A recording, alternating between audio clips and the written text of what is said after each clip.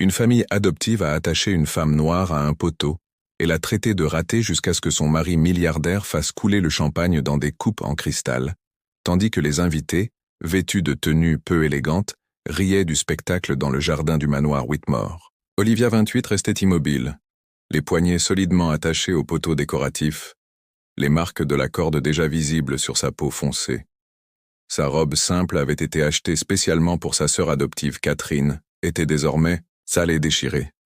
Regardez notre famille, un cas social, toujours la ratée, n'est-ce pas? Elle n'a même pas pu finir ses études.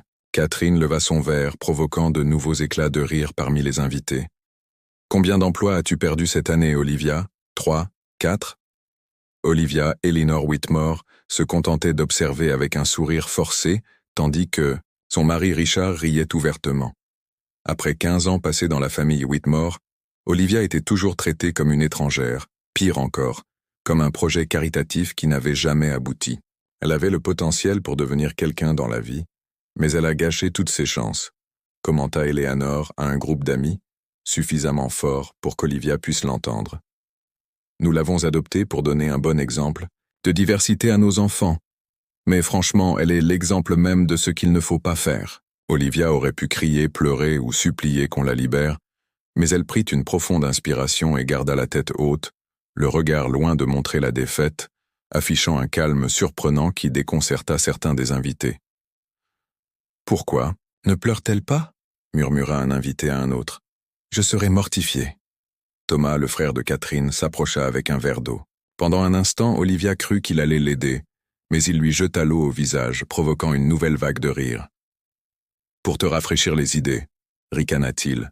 « Peut-être que tu comprendras alors que tu ne feras jamais vraiment partie de cette famille. » Une femme plus âgée, la tante d'Eleanor, s'approcha d'Olivia et lui dit doucement « Chérie, si tu essayais simplement de t'intégrer, d'être plus comme nous, les choses seraient en plus faciles. » Des flashbacks envahirent l'esprit d'Olivia. Les innombrables fois où elle avait été exclue des photos de famille, les fêtes où elle servait les boissons au lieu de participer, les cadeaux bon marché qu'elle recevait alors que ses frères et sœurs adoptifs recevaient des voitures et des voyages à l'étranger, les insinuations subtiles et parfois moins subtiles sur la couleur de sa peau et ses origines. Quelque chose changea dans le regard d'Olivia, et un invité qui venait d'arriver le remarqua. Il s'approcha discrètement du groupe et observa la scène avec un intérêt troublant. « Combien de temps va-t-elle rester ligotée là-bas » demanda-t-il à Eleanor en feignant l'indifférence. « Oh, juste jusqu'à la fin de la fête » répondit Eleanor avec désinvolture. « C'est une tradition familiale. Chaque fois que quelqu'un fait une erreur, il doit passer par le poteau. De la honte, mais elle a l'habitude. » Ce qu'Eleanor ne savait pas, c'est que les cordes qui attachaient Olivia au poteau étaient loin d'être aussi solides que celles qui la retenaient prisonnière de cette famille toxique depuis des années, et celle-ci était sur le point de se rompre. Olivia jeta un coup d'œil à l'horloge en or accrochée au mur du jardin. Il était 19h30. Un sourire discret se dessina sur ses lèvres, si subtil que personne ne le remarqua. Dans son esprit, un compte à rebours avait commencé, alors que tout le monde célébrait son humiliation. Personne ne remarqua le message qui s'afficha brièvement sur sa montre connectée avant de disparaître. « Je suis à 5 minutes. Prête. » Si cette histoire de discrimination et d'humiliation familiale vous a touché, n'oubliez pas de vous abonner à la chaîne pour découvrir comment Olivia a transformé le moment le plus humiliant de sa vie en un revirement que personne n'oublierait. Jamais. Et comment un secret bien gardé allait bouleverser cette maison 3 mois avant cette humiliante fête d'anniversaire. Olivia traversait le parc d'affaires en essayant de contrôler sa respiration. Elle venait de quitter un autre entretien d'embauche raté, le 3e du mois. Le recruteur avait regardé son CV avec cette expression familière de dédain lorsqu'il avait vu l'adresse du quartier où elle vivait. « Vous avez les qualifications requises, mais nous cherchons quelqu'un qui s'intègre mieux à la culture de l'entreprise. » m'avait-il dit en dissimulant à peine la véritable raison de son refus. Olivia savait exactement ce que « s'intégrer mieux » signifiait. Elle s'assit sur un banc et regarda les cadres en costume coûteux aller et venir dans les bâtiments, aux façades miroitantes. Les larmes menacèrent de couler, mais elle les retint. Elle ne donnerait pas cette satisfaction au monde, pas après avoir retenu ses larmes pendant 15 ans dans le manoir Whitmore. Quand un homme s'assit à côté d'elle sans cérémonie. Il était habillé simplement, mais il y avait quelque chose dans sa posture qui suggérait l'autorité. « Dure journée ?» demanda-t-il en lui offrant un mouchoir sans la regarder directement. « Vous n'avez pas idée » répondit Olivia, surprise par sa propre franchise. « Essayez de m'en parler. » Il sourit. « Je m'appelle Marcus Chen et je vous promets que je suis un bon auditeur. » Quelque chose dans son calme fit tomber ses défenses. Olivia lui parla de l'entretien, des portes constamment fermées, du sentiment d'être toujours en retard malgré son dévouement. Elle ne mentionna pas les waiters, certaines souffrances étant trop intimes pour être partagées avec des étrangers. Marcus l'écouta attentivement sans l'interrompre.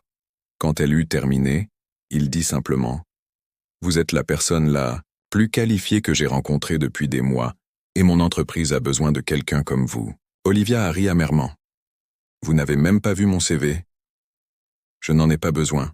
J'ai vu votre résilience. » La semaine suivante, Olivia a été embauchée par Horizon Innovation, une entreprise technologique en pleine expansion. Personne au manoir Whitmore n'y croyait ou ne s'en souciait. « C'est probablement une œuvre caritative », a commenté Catherine au dîner en se servant un peu plus de vin. « Ou peut-être un programme de diversité. Ils ont des quotas à remplir, tu sais. » Richard le patriarche a ri. « Ça ne durera pas 3 semaines, tu te souviens quand elle a essayé de travailler dans cette galerie d'art? Elle a été virée en moins d'1 mois. » Ce qu'il ne savait pas, c'est pas duré 3 semaines. Tu te souviens quand elle a essayé de travailler dans cette galerie d'art? Elle a été virée en moins d'1 mois. Ce qu'il ne savait pas, c'est qu'Olivia avait été sabotée dans ce travail. Eleanor avait appelé le propriétaire de la galerie, un vieil ami, insinuant qu'Olivia avait des problèmes d'honnêteté, la même tactique qu'elle avait utilisée dans les 3 derniers emplois d'Olivia. Mais cette fois-ci, c'était différent. Marcus ne s'est pas contenté de donner une chance à Olivia, il l'a protégée en tant que PDG d'Horizon. Il s'est assuré qu'aucune ingérence extérieure n'affecterait ses performances, et Olivia a pu pas seulement donner une chance à Olivia, il l'a protégée en tant que PDG d'Horizon, il s'est assuré qu'aucune ingérence extérieure n'affecterait ses performances, et Olivia a pu s'épanouir. Son talent pour l'analyse de données, étouffé par des années de dévalorisation, s'est révélé extraordinaire. Pendant ce temps, à la maison, l'hostilité grandissait. Le succès inattendu d'Olivia irritait profondément les Whitmore, qui ont multiplié les humiliations, les blagues racistes voilées et les commentaires sarcastiques sur son apparence et ses origines. « C'est touchant de voir qu'elle continue d'essayer », dit Eleanor lors d'un brunch avec ses amis. « Nous l'avons accueillie en sachant que ce serait un défi, mais honnêtement, nous ne pouvons pas faire grand-chose pour quelqu'un qui n'a tout simplement pas... Vous voyez ce que je veux dire ?» Ses amis acquiescèrent avec compassion. L'une d'elles regarda par la fenêtre et vit Olivia arriver dans une nouvelle voiture, modeste mais neuve. « On dirait que le travail caritatif porte ses fruits », commenta-t-elle avec venin. Ce qu'aucune d'entre elles ne remarqua, c'était l'étincelle dans les yeux d'Olivia chaque fois qu'elle jetait un coup d'œil discret à sa montre connectée. Marcus n'était plus seulement son patron depuis quelques semaines. Il était devenu son confident, puis son ami, et finalement bien plus encore. Un soir, après un dîner familial particulièrement cruel où Thomas avait accidentellement renversé de la sauce sur sa blouse blanche, Olivia avait trouvé Marcus qui l'attendait dans un café tranquille, à quelques pâtés de maison. « Je n'en peux plus », lui avait-elle avoué en tremblant de rage contenue. 15 ans à être traité comme un projet caritatif raté. Marcus lui prit les mains. « Pourquoi vis-tu encore là-bas? J'ai promis à ma mère biologique avant qu'elle ne meure. » Elle connaissait Eleanor depuis l'université et pensait qu'elle serait une bonne famille pour moi. Olivia prit une profonde inspiration et avoua qu'une partie d'elle-même avait toujours espéré qu'un jour, il la verrait telle qu'elle était vraiment, qu'elle faisait partie de la famille. « Et si je te disais qu'il y a une autre famille qui t'attend ?» demanda Marcus doucement, ses yeux trahissant ses sentiments profonds. La romance s'épanouit en secret. Marcus révéla qu'il y a une autre famille qui t'attend demanda Marcus doucement, ses yeux trahissant ses sentiments profonds. Leur romance s'était épanouie en secret. Marcus lui avait révélé qu'il n'était pas seulement le PDG d'Horizon, mais aussi le propriétaire d'un conglomérat technologique valant des milliards. Sa simplicité était un choix conscient. Il préférait être jugé sur son caractère plutôt que sur son compte en banque. Lorsque Marcus fit sa demande 2 mois plus tard, Olivia accepta à une condition. Que personne dans la famille Whitmore ne soit au courant, pas encore. Elle avait quelque chose à prouver, pas à eux mais à elle-même. Ensemble, ils mirent au point un plan.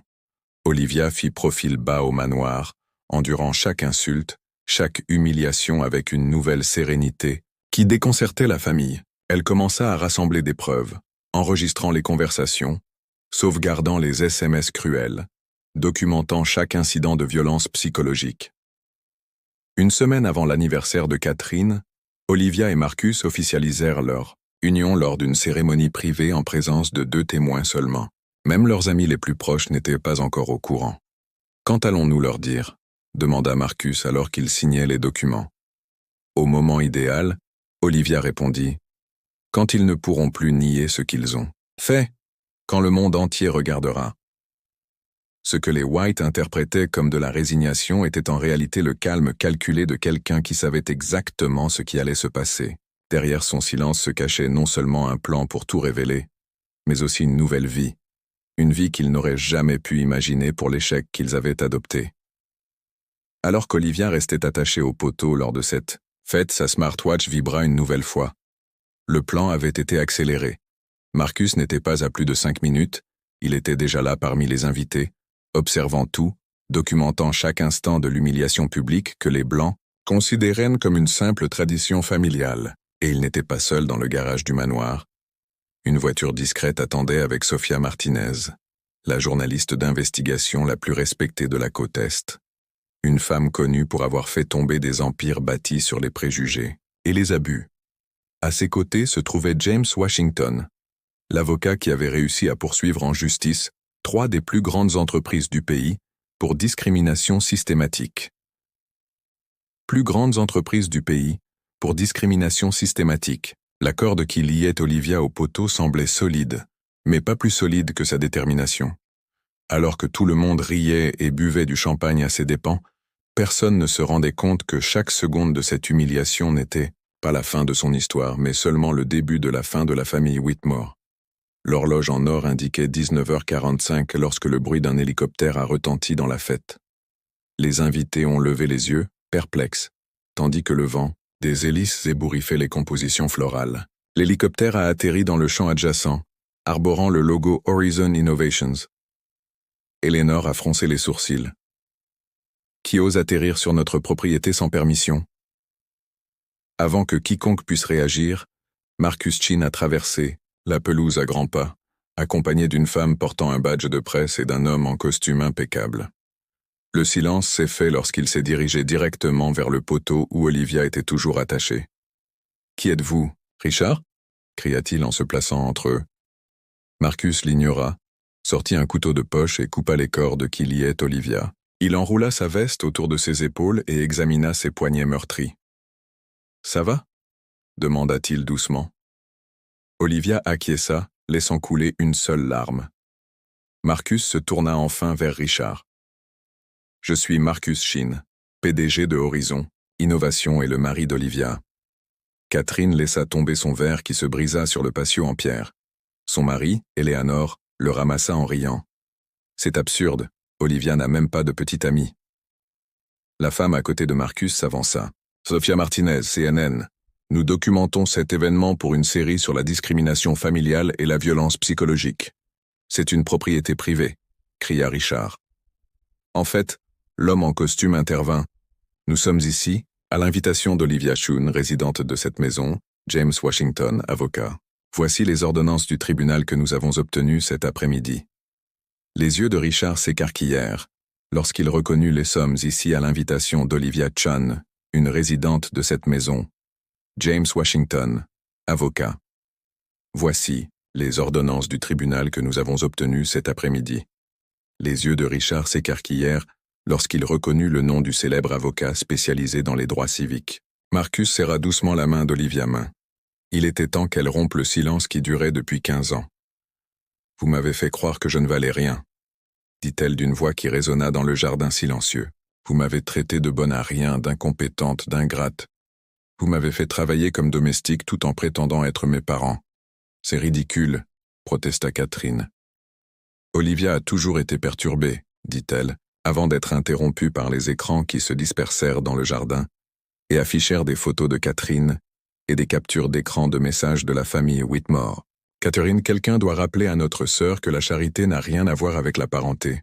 Elle pense vraiment que... Des captures d'écran de messages de la famille Whitmore apparurent. Catherine, quelqu'un doit rappeler à notre sœur que la charité n'est pas un lien de parenté. Elle pense vraiment qu'elle va au gala avec nous, Eleanor? J'ai appelé le directeur de Westfield aujourd'hui. Je lui ai expliqué qu'Olivia avait des problèmes émotionnels. Nous avons réussi à garder ça dans la famille. Dieu merci, Richard. Le projet sur la diversité s'est retourné contre nous. Qui aurait cru qu'élever une enfant noire serait si compliqué? Les invités ont poussé un cri collectif et certains ont commencé à s'éclipser discrètement. Ce ne sont que quelques-uns des milliers de messages que j'ai conservés, a expliqué Olivia calmement.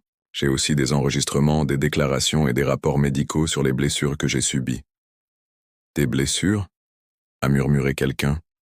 Que pensez-vous qu'il se passait quand je trébuchais sans cesse? Olivia a dit d'armes, légèrement remonté sa manche, révélant de vieilles cicatrices. Thomas s'est précipité vers elle, furieux.